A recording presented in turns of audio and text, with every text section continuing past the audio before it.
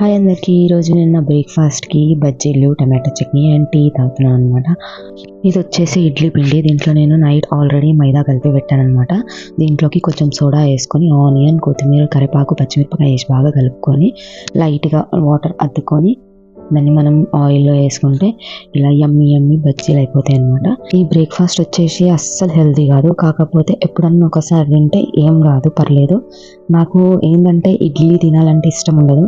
అందుకోసం అని చెప్పేసి ఇడ్లీ చేసిన ప్రతిసారి నెక్స్ట్ డే మైదా కలిపేసి ఇట్లా బజ్జీలు వేసుకుంటాం అనమాట. నాకైతే ఈ బజ్జీలని టమాటా చట్నీలో పెట్టుకొని తింటే ఇష్టము. మీకేం దేంతో తింటే ఇష్టమో నాకు కమెంట్లో చెప్పండి. ఫైనల్లీ నా బజ్జీలు రెడీ అయిపోయాయి. టేస్ట్ మాత్రం సూపర్ ఉన్నాయి. మీరు కూడా ట్రై చేసి చూడండి. మీకు కనుక నా వీడియోస్ నచ్చితే లైక్ చేయండి. అట్లనే నా ఛానల్కి వెళ్ళేసి అక్కడ సబ్స్క్రైబ్ బటన్ ఉంటుంది, సబ్స్క్రైబ్ చేసుకోండి. అట్లనే పక్కన ఉన్న బెల్ ఐకాన్ నొక్కితే నా వీడియోస్ సంబంధించిన నోటిఫికేషన్స్ అన్ని మీకు వస్తాయి. Thank you. Bye bye.